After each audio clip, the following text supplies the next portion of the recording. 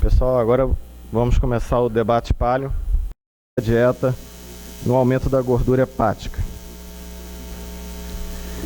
Como é possível trabalhar a dieta paleo voltada para esse tipo de paciente? Na verdade, vai haver uma interferência que vai diminuir a gordura hepática. São aquelas coisas que parecem contraintuitivas, porque a pessoa pensa, bom, eu tenho gordura no fígado, se eu comer uma dieta que tem gordura, eu vou ficar com mais gordura no fígado. A gente já viu que isso não acontece na perda de peso, onde uma dieta de baixo carboidrato leva a uma perda maior de gordura no corpo e não é diferente na gordura hepática. Na realidade, o que acontece é assim, carboidratos tendem a aumentar a produção de gordura no fígado e por este motivo os triglicerídeos aumentam e o aumento da gordura hepática faz parte desse contexto. Então, se eu quero diminuir a gordura no fígado, essa gordura no fígado não tem nada a ver com a gordura que eu estou comendo, é gordura que o fígado está produzindo. E ele produz essa gordura baseada em carboidrato. Então, tem uma série de estudos, esse é um daqueles casos onde não há dúvida, assim, já existe uma série de estudos, inclusive em humanos, mostrando uma redução significativa da gordura no fígado de quem faz uma dieta de baixo carboidrato. Em outras palavras, como de vez em quando eu digo lá no blog, assim, não, algumas pessoas podem fazer uma dieta de baixo carboidrato. Quem tem gordura no fígado não tem opção, tem que fazer. Bom,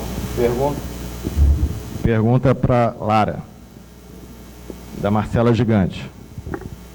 Como proceder quando se atinge a um platô? Deve-se fazer carb-up?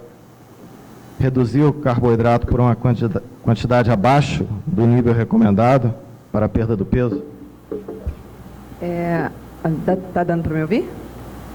Tá. A Marcela fez uma pergunta que, na verdade, é uma dúvida muito comum, que é a questão do platô.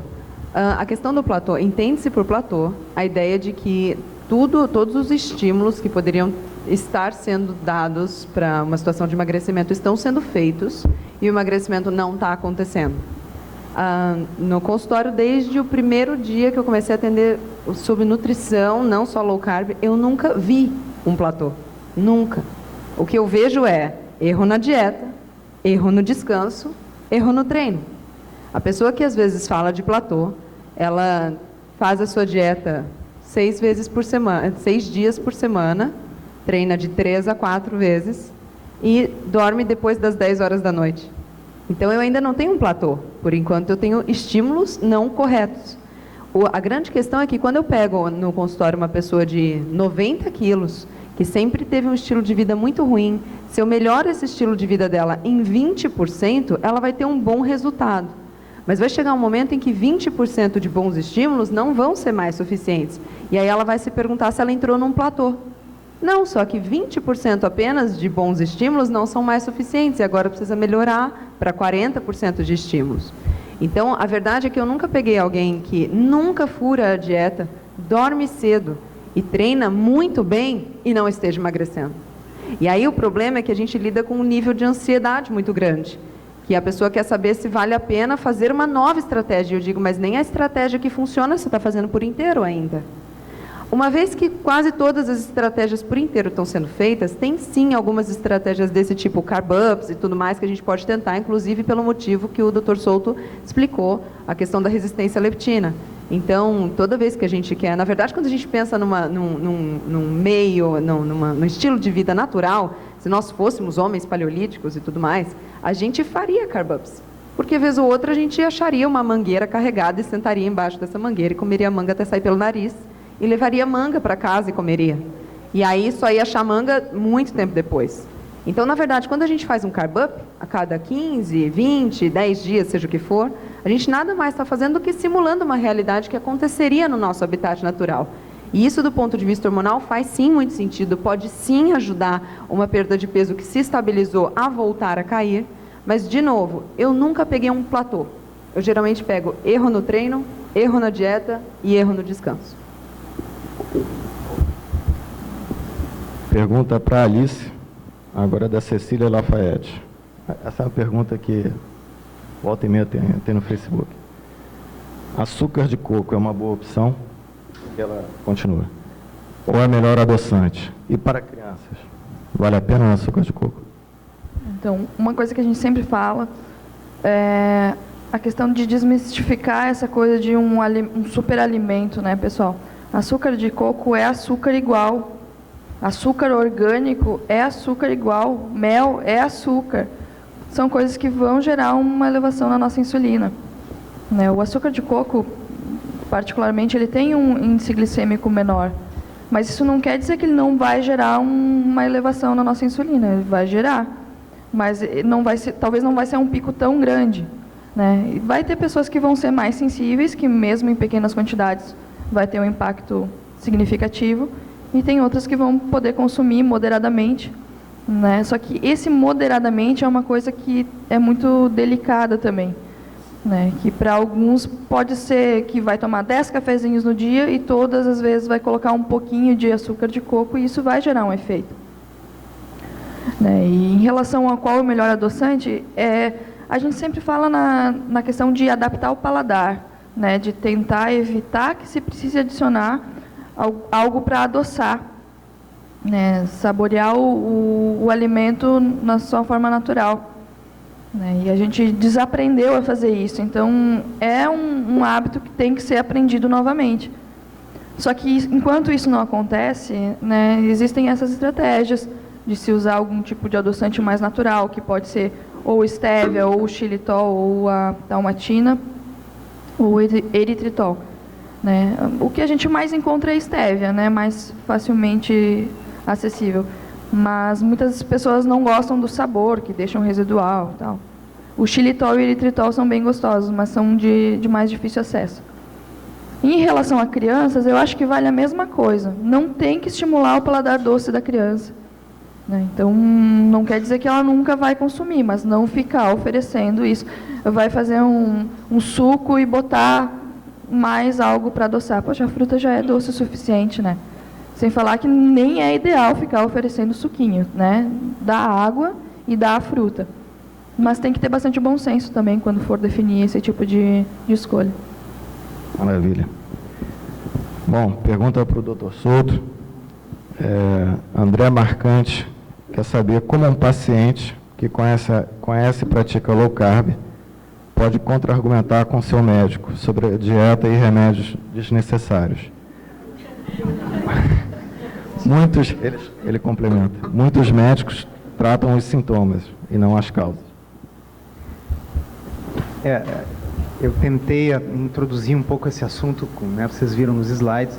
Então, assim, a gente precisa entender da onde está vindo aquele profissional. Ele está vindo de um ensino no qual a gordura é o vilão e no qual todo o resto é considerado dietas da moda e loucura, tá? Então, eu vejo de duas formas. É um profissional que você gosta bem, tem uma boa relação, está tratando alguma coisa específica, tá? A coisa fica muito mais fácil se a gente não rotular. Se eu chegar e disser para esse profissional, eu estou fazendo uma dieta paleolítica, ou eu estou fazendo uma dieta low carb, uma dieta Atkins, tá? Ele vai enlouquecer, ele vai dizer que assim, ou para com isso ou não te atendo mais, tá? Agora, se eu disser para ele a mesma coisa com outras palavras, não tem problema. Eu estou fazendo uma dieta, estou precisando perder um peso, né? Então eu estou comendo principalmente alimentos naturais, eu estou evitando açúcar e farináceos e pães e bolos. Ah, que bom, ele vai dizer, olha, parabéns, continue assim. Você entende que eu falei a mesma coisa? Ok? Então, assim, evitem os rótulos para não criar anticorpos com os profissionais de saúde. Anticorpos. Tá? Alternativamente, né, às vezes a gente tem que buscar um profissional que esteja mais alinhado com aquilo que nós queremos e com a forma que nós pensamos. Por exemplo, eu não sei se foi a mesma pessoa que perguntou, para quem eu já respondi ali fora o seguinte, olha, quando o sujeito disser assim, o senhor precisa tomar esse remédio, faz que nem criança. Por quê? Não, precisa porque está com colesterol alto. Ah, mas e se eu não tomar? Não, se o senhor não tomar, o senhor tem um risco aumentado de morrer do coração. Mas aumentado quanto? Tá certo? Provavelmente ele não vai querer mais atender, tá? Mas assim, se ele quiser, está mostrando que é uma pessoa que tem conhecimento sobre o assunto, tá? Que está interessado em estabelecer uma boa relação médico-paciente. O médico não precisa sempre concordar com a gente, né? Mas ele tem que estar disposto a discutir. Deixa eu dar um exemplo para vocês fora da área de alimentação, para exemplificar, né? Eu atendi um paciente com câncer de próstata, né? E que eu sugeri para ele assim, olha, tem essa alternativa que é cirurgia, tem essa alternativa que é radioterapia, né? E nesse seu caso aí, talvez só observar e não fazer nada não seja a melhor opção, né?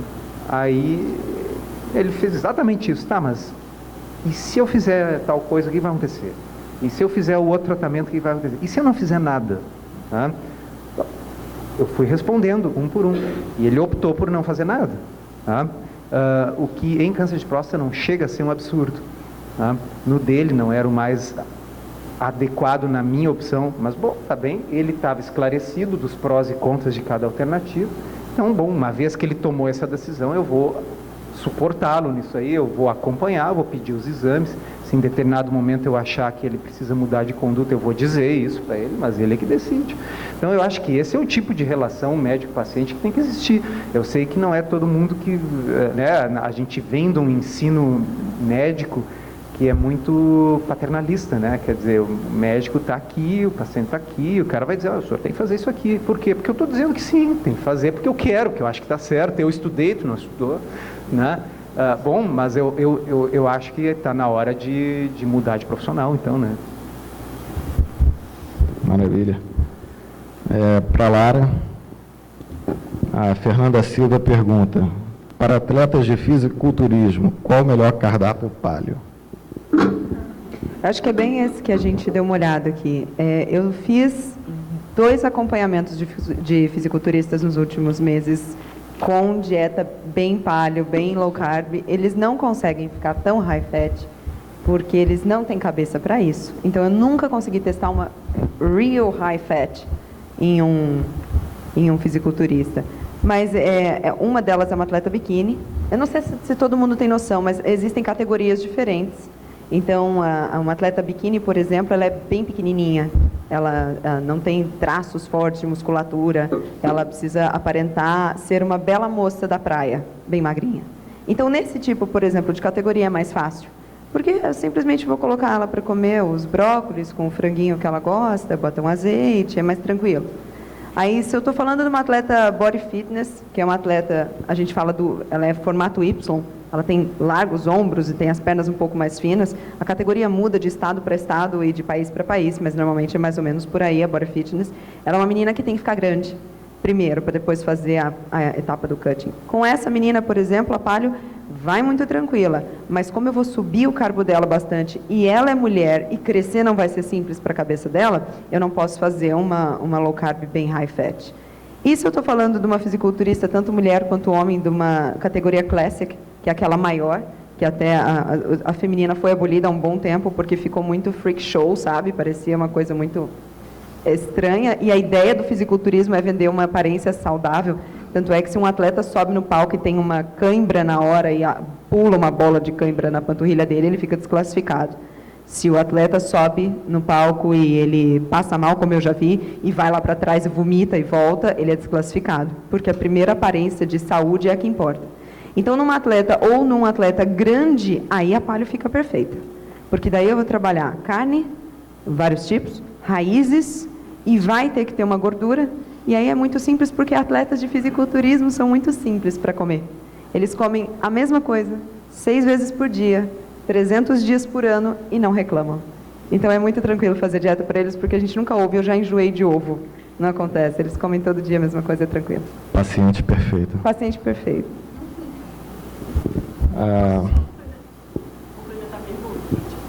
Pode. Aí nessa fase do cutting, se tratando de paleo, você faria o quê? Bem low carb. Bem low carb mesmo. Olha, na ideia de cutting, geralmente a gente trabalha com uma margem de pelo menos 3 quilos, porque quando fizer o cutting, ele vai perder massa magra pra caramba. E com low carb high fat, é a estratégia onde tem menos perda de massa magra que eu já vi. entende? Então, às vezes, o cara chega a 110 quilos, por exemplo, para depois do cutting ele conseguir pesar 95. E desses 15 quilos que foram embora, às vezes 4 ou 5 são de massa magra. E na low carb high fat, não chega a 4 ou 5 de perda de massa magra. A perda de massa magra é menor, justamente porque não tem restrição energética. Então, falando de um jeito lúdico, é como se o corpo visse que não está em apuros, porque não tem tanta restrição energética, calórica, e ele não sacrificasse tanto para fazer esse cutting. É que todo cutting a nível de fisiculturismo é muito severo. É muito, muito, muito severo. Por isso que um atleta nunca é um indivíduo saudável. É severo à custa de desregulação hormonal, até porque tem a utilização de esteroides. Então, a coisa deles é toda muito bagunçada. Você pega os exames bioquímicos de um atleta de fisiculturismo e é de, caramba, o que eu arrumo primeiro? Então, na questão de ser low carb high fat, para fisiculturismo, cutting é uma ótima opção. A Thaís, por exemplo, já fez as duas. Depois, trocar uma ideia com ela é legal. Ela fez a linha convencional e depois ela fez a linha low carb high fat agora para o casamento dela, que ela ficou maravilhosa. E deu muito certo. Eu vou só completar um pouquinho. O que eu senti que quando a gente fez quando eu fiz só low carb, quando você está em plano convencional, você está fazendo só low carb e não right fat. Mas quando eu introduzi a right fat, eu senti que eu fiquei menos flat. Quando usa que parece que tem menos glicogênio muscular. E quando você faz a right fat, parece que você segura mais esse glicogênio muscular, então você tem mais frição.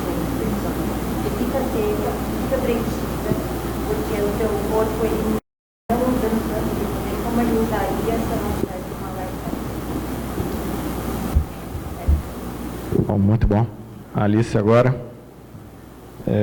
Pergunta de Juana Balduino. Existem muitas... Puxei no sotaque carioca, né? Existem muitas receitas na internet que se dizem paleo e na verdade não são. Como identificar os ingredientes que não fazem parte dessa alimentação? Essa é uma pergunta interessante, porque no geral, quando a gente fala em comer paleo, comer comida de verdade, a prioridade tem que ser plantas e bichos, animais e vegetais, comida de verdade, né? Então, identificar se uma receita é paleo ou não, pelo próprio nome dela ser uma receita, já não se encaixaria, concordam? A gente utiliza as receitas para poder variar a dieta, para poder dar uma carinha diferente para os ovos fritos de todos os dias. Mas como que a gente identifica? Olhando, se tem grãos, não vai ser paleo, se tem açúcar, não vai ser paleo. E dessa maneira a gente define. Se tiver carboidrato ou não, aí independente, né, da estratégia que a gente estiver fazendo. Então, inicialmente, eu diria para não fazer receitas. Né, essa coisa de pão, paleo. Certa vez o Souto comentou em alguma pergunta do blog, e ele dizia que tem que enterrar o falecido. Né? Sabe o fim do relacionamento? Né? A gente não fica dando uma roubadinha, né? Vou sair de novo com um ex-namorado. A gente não deveria fazer isso com o pão e nem encontrar alguém parecido com o ex, né? Porque não é a mesma coisa, né? Então, essa coisa de receita pode ser uma boa para quem está fazendo a transição. Olha a Nanda, história. Pode ser a questão de preparar uma receita para poder levar, para fazer algum lanche eventualmente, enquanto a pessoa ainda está se adaptando. É legal, mas então é só olhar, se tem grãos, não entraria no conceito paleo, mas de repente tu não precisa ser tão paleo assim, né? E vai de bom senso também, né? Desde que não tenha açúcar, que não tenha grãos, em alguns casos não pode ter laticínios, né? Enfim, aí vai depender do que cada pessoa quer. No geral é animais e vegetais, como a paleo. Ok. Souto. A Elaine Aparecida pergunta: qual a sua visão em relação ao dia do lixo? É possível ter um dia do lixo por semana e continuar emagrecendo? Jaca fria. Eu não gosto do nome dia do lixo. Tá? E são dizer, o nome não importa. Não, eu acho que o nome importa. Se eu chamar isso de uma noite de uma recarga de carboidratos programada. É diferente de eu chamar de um dia do lixo, ok? Então, existe um autor que é o John Kiefer, que propõe isso, vocês conhecem, autor do Carb Night, né? Uma vez por semana, o cara faz uma dieta very low carb, menos de 30 gramas de carbs, e uma vez por semana pega uma noite e consome carboidratos de alto índice glicêmico e pouca gordura naquela noite, não é um monte de gordura e um monte, é aquilo que vocês falaram, é recíproco, né? Com a ideia de diminuir a resistência à leptina e facilitar a perda de peso. Tá? Segundo Kiefer, dá para fazer isso uma vez por semana. Eu já tive paciente de consultório fazendo com sucesso, já tive outros fazendo sem sucesso. Tá? Eu acho que chamar de dia... Bom, discordo de dia do lixo, acho que não deveria ser um dia inteiro. Porque o que acontece é o seguinte, se for um dia inteiro e a pessoa acordar e disser, hoje é o dia do lixo, assim, ó, eu acho que deve dar para comer umas 7.000 calorias, assim, ó, frouxo. Tá? É diferente da pessoa manter a sua dieta low carb no café da manhã, no almoço, e só depois que o sol se pôr, bom, agora eu tenho carboidratos liberados, mas sem muita gordura, ok? Então tá, aí come uma tapioca, come banana amassada, come um sorvete, come pipoca, tem arroz, risoto, esse tipo de coisa. Então isso não chega a ser lixo, não é um dia, e vai dar um pico de insulina que, de repente, pode ser interessante para diminuir a resistência à leptina. Ou, como disse um paciente meu que morava nos Estados Unidos, ele morava num local muito frio. Então, ele diz assim que, claro, tem aquecimento na casa e tem o termostato. Aí, diz que lá pelas tantas, tu começa a ficar com frio dentro de casa, um frio, tu dá conta assim, termostato travou, né? Então tem que ir lá e dar um tapa no termostato, ele volta a subir a temperatura. Então essa noite de refeed periódica de carboidratos é um tapa no termostato, tá? Seria mais ou menos isso. Então eu acho que é uma estratégia válida, mas se não for com lixo é melhor e eu não faria um dia inteiro. Tá? Para fisiculturistas, né, Lara, aí sim existe como inclusive um fim de semana inteiro, aquele negócio do Di Pasquale e tal, mas aí nós estamos falando de atletas com todas essas peculiaridades que foi colocado aqui. Até porque uma das coisas que mais pega na questão do dia do lixo não é o psicológico do dia seguinte. Eu dificilmente consigo ver alguém que faz um dia do lixo e encerra-se o assunto. Normalmente, o dia do lixo já era no dia seguinte, sobrou lá um pacotinho disso, um pacotinho daquele outro, e a gente come só mais um pedacinho, e depois mais um dia, a hora que vê já é terça, aí terça não é dia de voltar para a dieta, e quarta teve a festinha, e quinta, segunda eu vejo isso, e aí já que segunda eu vejo isso e hoje é quinta, então sexta, sábado, domingo eu vou aproveitar, e no fim das contas o dia do lixo vira, e aí esse paciente que faz isso chega lá para mim e pergunta o que eu faço no platô. Entende? Porque eu digo na minha... E aí é muito importante dizer que a conduta do Dr. Souto vai diferenciar da conduta da Alice, que vai diferenciar da minha. Mas na minha eu sempre digo para não fazer, por causa dessa questão psicológica, a coisa desgringola total. Eu acho que tem um momento para fazer isso, né, pessoal? Se é uma pessoa que já está chegando para ti com dificuldade de emagrecimento, é aquilo que a Lara falou. Às vezes a gente não pode ter tudo ao mesmo tempo, né? Querer ficar magra e querer comer. Prioriza uma das coisas... Né? Então, sei lá, emagrece primeiro, depois tu vai ter alguma liberdade em algum momento específico para poder comer, mas tem que ter maturidade, né? Porque senão a gente acaba deixando isso tomar conta e se perde o propósito. Eu acho que tem diferentes pessoas, tipos psicológicos, né? Tem a pessoa cujo principal problema é compulsão. E para essas, essa noite aí não é complicado, porque a compulsão volta toda, desencadeia tudo, e é exatamente isso que você falou. Tem outros que é o contrário. A pessoa diz assim, olha, se eu puder, uma vez por semana, sair com meus amigos, tomar uma cerveja e comer batata frita, eu faço essa tua dieta aí. Mas eu tenho que ter uma noite. Né? Mas a pessoa consegue, entendeu? É outro tipo de pessoa. Né? Depende, tem que adaptar.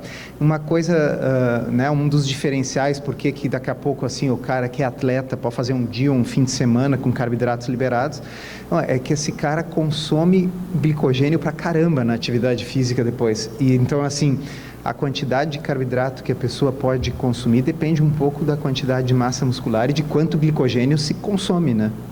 Então, é diferente com sedentários. Ok. Pergunta para a Lara. Quem pergunta é Natan low back. Qual o melhor pós-treino paleo para exercícios como musculação ou crossfit?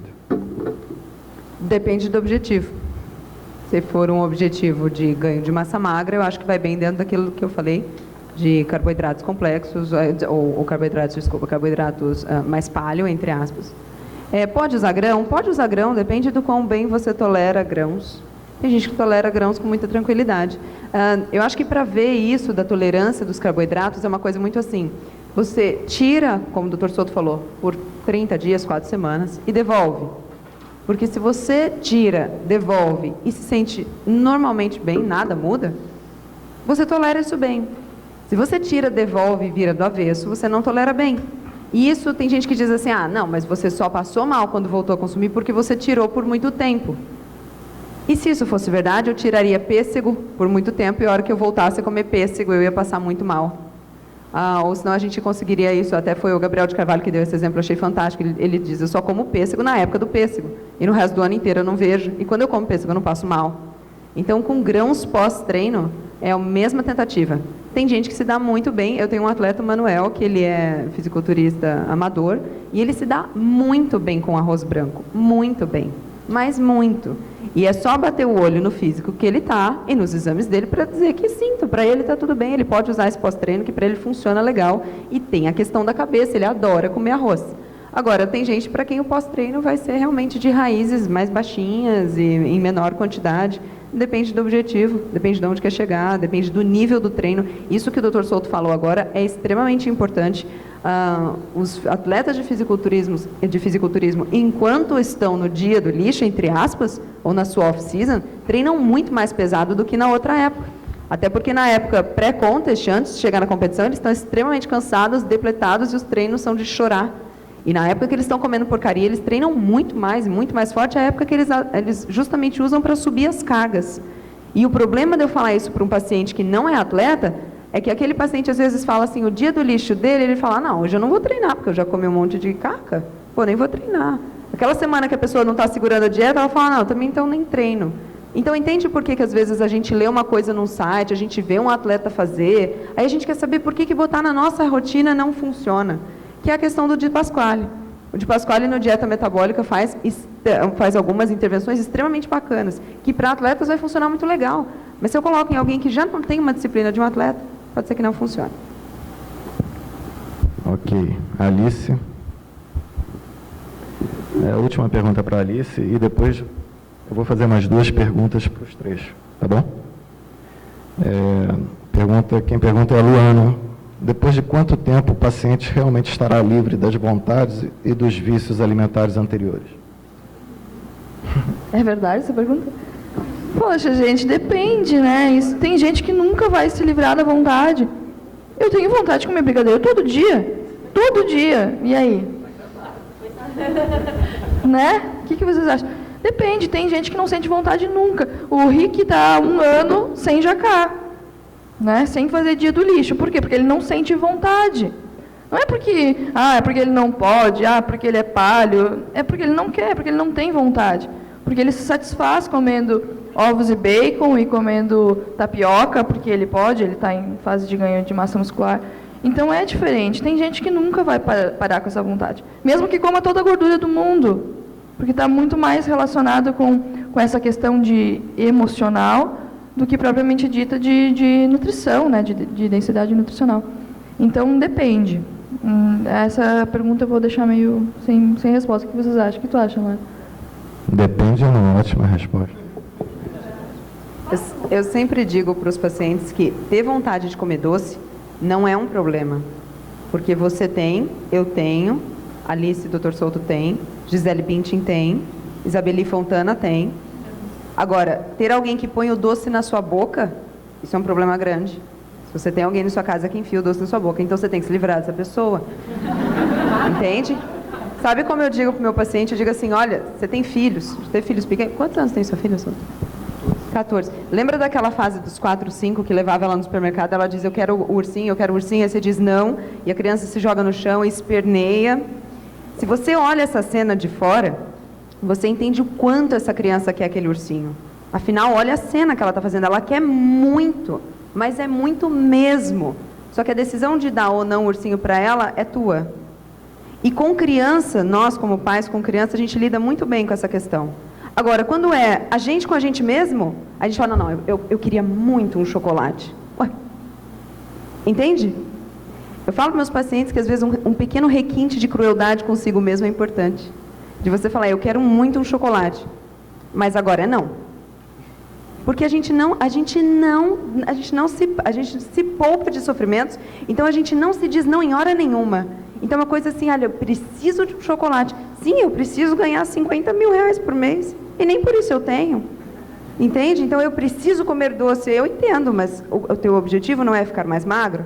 Então agora, do mesmo jeito que você diz não para a criança se esperneando no chão, você vai ter que dizer não para você, na vontade de doce. Agora eu duvido muito que a vontade de doce esvaia-se, né? Passe, eu não sei. Para mim nunca aconteceu, eu ainda adoro. E eu acho importante falar também sobre isso, evitar de ficar buscando alternativas com falsos doces, do tipo, eu posso comer uma gelatina zero? Cara, gelatina zero, primeiro que é ruim, né? Segundo que não vai matar a vontade de comer doce. Poxa, cara, doce é doce, né? É uma coisa que tem que realmente ser muito boa. Então eu acho pior a gente ficar enganando um pouquinho todos os dias do que deixar para um momento especial, né, e comer realmente um doce muito bom. Até porque a gente engana, mas acaba comendo ele. Come, no final come. Vai direto. Bom, a pergunta do Franco Cardina, e eu gostaria de ouvir a opinião dos três, porque é uma questão assim que cai muito nos grupos. Vamos lá. A quem se destina o jejum? Quais as referências para fazê-lo e os fatores da vida diária que interferem? Horas de trabalho, treinos ao longo do dia, etc.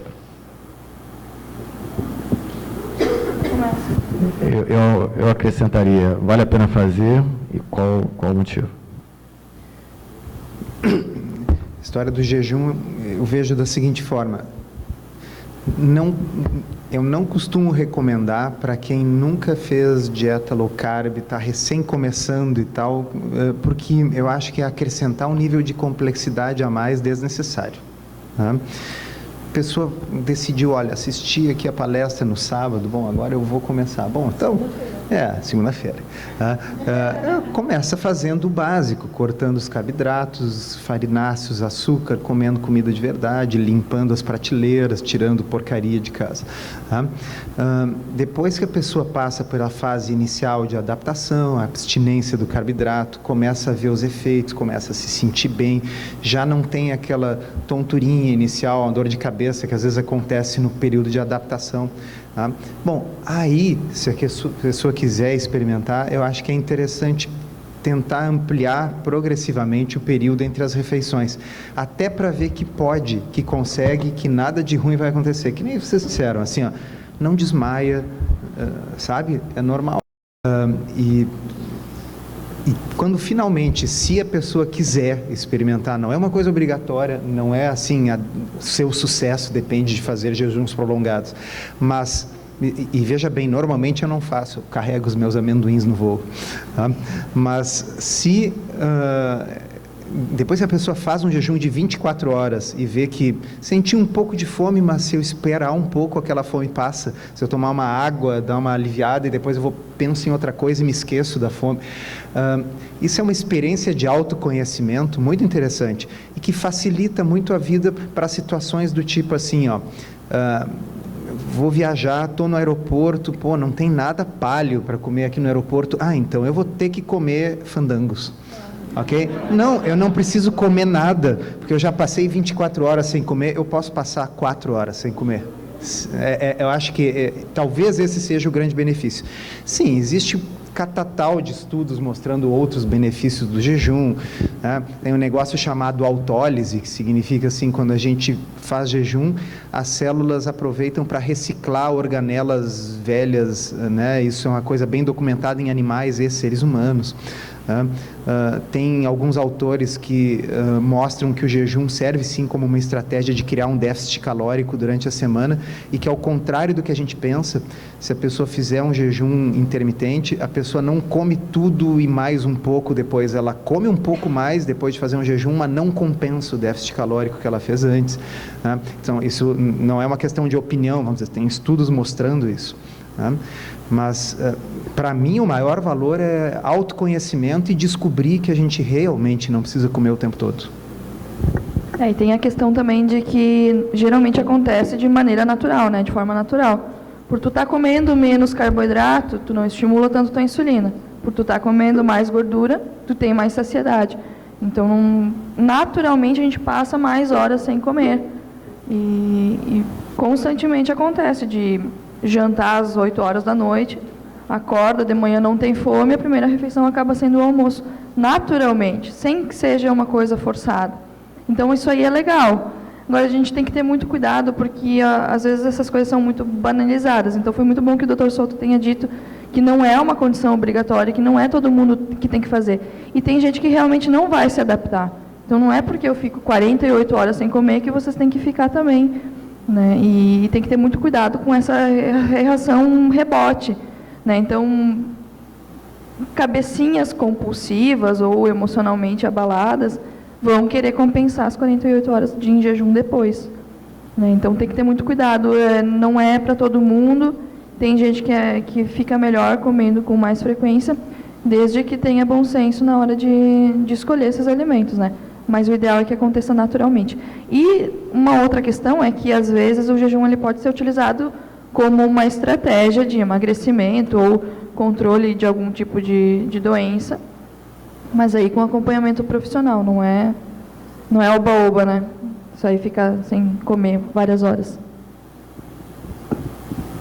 Eu acho que isso que a Alice pontuou é o principal, porque eu percebo no consultório que toda vez que eu vou falar de jejum para alguém que vai fazer, em algum caso que eu acho que cabe, quando eu viro para o paciente e digo assim, olha, eu queria que na semana que vem, por 2 dias, você passasse 16 horas sem comer. Geralmente, em 90% dos casos, a pessoa olha para mim e fala assim, é mais ou menos o tempo que eu fico mesmo. Ou seja, aquilo já está acontecendo, a gente só vai protocolar. O jejum é uma das coisas que a gente pode usar como mais uma bala para se queimar durante o emagrecimento que vai estacionando. Então, quando me perguntaram do platô, por exemplo, se tudo está coberto, todas as vertentes que podem estar erradas estão cobertas e ainda assim o peso está resistindo a cair, e aí, lógico, gente, peso cair e percentual de gordura diminuir, tá? Não peso cair. Jejuns podem ser, sim, muito interessantes. A gente já trabalhou com protocolos diferentes, de jejuns mais curtos e mais frequentes, mais longos e menos frequentes, que são justamente os protocolos que a gente vê em artigos científicos, em experimentos. Então, tem jejuns 2 vezes por semana de 18 horas, ou 5 vezes por semana de 16 horas, 1 por semana de 24, enfim. Tudo isso vai depender do se precisa, porque se não precisa, eu sinceramente acredito que não precisa tentar, não tem que fazer. A questão do autoconhecimento, para mim, é a mais importante. Eu, pessoalmente, Lara, na minha vida, se eu estou passando um momento complicado, eu jejuo praticamente todos os dias. Então, se é um problema, sei lá, família, trabalho, eu prefiro estar em jejum, eu penso melhor assim. Se eu estiver para montar a palestra, foi um dia que eu passei em jejum. Eu me concentro melhor quando eu não tenho o que comer. Mas tem gente que em jejum fica em pânico. Então, para essa pessoa não é interessante. E aí tem outra coisa que uma vez eu até comentei com o Dr. Souto num outro evento que a gente foi em São Paulo, que são casos que a ciência ainda não disse por que acontecem, mas acontecem. Então, assim, alguns marcadores tumorais, por exemplo, isso no consultório eu vejo, diminuem. Então, eu vejo o CA125 diminuir e eu não estou dizendo que não existem evidências, mas eu não conheço. Não sei se tem alguma que você conheça. Mas eu vejo isso acontecer. E aí eu tenho um caso inacreditável, não acompanhei, foi um colega meu que acompanhou, de uma menina, que foi esse até o caso que eu comentei com o Dr. Souto, que ela tinha uma deficiência severa de B12 e aí essa deficiência não tinha mais suplementação que segurasse, era algo, enfim, algo patológico que estava acontecendo com ela. E esse meu amigo, ele é estudante de medicina e ele trabalha como estagiário num campo de tratamento com jejum, que trata pessoas com câncer e tudo mais. É desses lugares mais alternativos, né, e tudo mais. E aí essa menina foi levada para lá e ele colocou ela num jejum de 5 dias. É extremamente sofrido porque essa pessoa não está adaptada, é feio de ver, a pessoa passa muito mal, o rosto da pessoa muda, não é um negócio saudável. Só que depois que eles colocaram ela nesse jejum absoluto de 5 dias, os níveis de B12 dela se restabeleceram. Porque, tecnicamente, os nossos intestinos podem produzir uma pequena quantidade de B12. E aí eu não entendo, ainda não consegui entender a resposta do se esses níveis de B12 se restabeleceram porque a administração exógena parou de vir, não sei. Mas o que eu quero dizer com essa história, com esse caso, é que ainda há muito sobre jejum que a gente não sabe, apesar de ser um assunto tão batido e tão velho na ciência. Mas ainda tem coisas que para mim ficam fora do que a gente entende, mas que prometem talvez resultados interessantes para tratar certos casos. Bom, última pergunta. Está acabando, pessoal. Pergunta do meu amigo Ney Brito. E provocativa para as nutris. No contexto atual, a importância da profissão de nutricionista me parece coerente. Mas em um contexto paleo, entre parênteses, utopia, qual seria a importância dessa profissão para a população em geral? Enfim, eu acho que eu falei até um pouquinho na apresentação, né? Se fosse pegar de uma maneira geral, é aquela população que se alimenta muito mal, e tu diz para ela comer comida de verdade, é algo que o Souto às vezes fala no blog.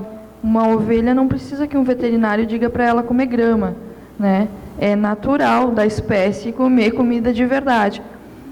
Mas para a individualização é importante.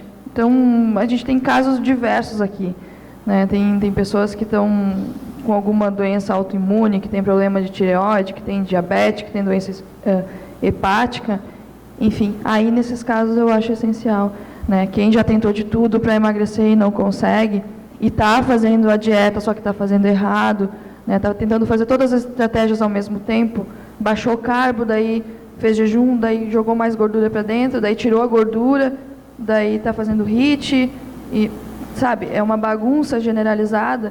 Aí precisa do profissional para sentar com essa pessoa e botar as coisas no eixo. Mas, no geral, eu acho que a gente tem que tentar corrigir a lambança que foi feita até aqui. E daí, nesse ponto, é importante o profissional, sim. Semana passada, ligaram no consultório, um moço ligou. Eu nunca estou lá na mesa, perto do telefone, e por acaso dessa vez eu estava. E a secretária disse, olha, ele quer falar com você. E eu atendi o telefone e aconteceu a coisa mais inacreditável que eu podia imaginar. Esse moço fala comigo no telefone, ele diz assim, você que é Lara e tudo mais. Ele falou, olha, eu só queria te dizer que eu assisti a sua entrevista, que por sinal aquela entrevista que eu fui, foi o Souto que me indicou, fiquei muito agradecida. Ele falou, eu queria dizer que eu assisti a sua entrevista na televisão, na primeira vez que você foi naquele programa e falou de dieta paleo, e naquele dia eu comecei, e hoje eu estou com 22 quilos a menos. Aí eu falei, caramba, que bom, parabéns, fico feliz, não sei o que, né? Aí eu falei para ele, conhece o blog do Souto? E ele falou, não. Aí eu falei, você me acompanha pelo Instagram? Não. Eu falei, você tem Facebook? Não. Ele ouviu 30 minutos de informação uma vez, e foi suficiente. Esse cara não precisa de um nutricionista, ele entendeu, para ele é muito simples. Agora, do outro lado da vertente, eu tenho uma coisa que eu comentei ontem com as meninas. Eu nunca recebi ninguém no consultório que chega fazendo low carb e que está fazendo certo. Nunca. Então, as pessoas fazem low carb para emagrecer e chegam lá porque dizem, olha, eu já faço low carb 2 meses e eu não emagreço. E eu nunca peguei alguém que estava fazendo certinho. Por isso que o meu nível de dúvida do platô é uma coisa talvez que eu preciso até trabalhar. Mas eu tenho muita dúvida do platô, porque eu nunca pego ninguém fazendo a coisa direitinho. A gente manda a mão em queijo, a gente manda a mão em castanha, a gente pesa nas frutas, a gente se conhece. Então, para esses casos, eu acho a nutricionista essencial.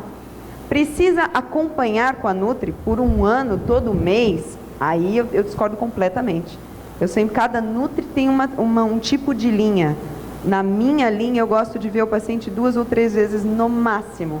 E se ele não tem nada para eu acompanhar de doença, eu acho que é suficiente para ele entender tudo que eu quero dizer. Então, esse para mim é o caso em que a Nutri é importante. Agora, quem tem a tranquilidade de entender, como esse paciente com esse moço que me ligou, de entender numa tacada, para ele realmente eu acho que a Nutri não tem muita função. É só ir lá agradecer, né? Doutor, quer falar alguma coisa sobre essa questão? É que essa utopia é uma utopia, isso obviamente nunca vai acontecer. Frequentemente a gente ouve também dentro da medicina, né? O profissional fala lá, olha, eu aqui estou dizendo para as pessoas pararem de fumar, né? E se realmente todas pararem de fumar, bom, eu estou na realidade prejudicando o meu ganha-pão, porque não vou mais operar, né? Câncer de pulmão, essas coisas. Eu não opero, mas estou falando a pessoas que eu estou me lembrando. Mas a gente sabe que isso nunca vai acontecer, né? Então, na realidade, eu acho que o trabalho das Nutri está assegurado por muitos e muitos séculos. Que bom. Obrigado, gente. Obrigado, Lara, Alice, doutor. Eu queria pedir um favor para vocês. Primeiro, agradecer a presença de todo mundo aí, maravilhoso.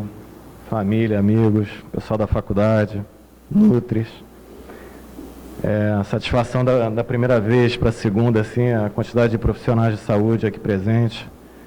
E aí eu queria tirar uma foto geral, sugestão até do André, que eu não estou vendo aqui. Se todo mundo pudesse vir para cá e vocês ficassem na frente. Pode ser? Ajuda.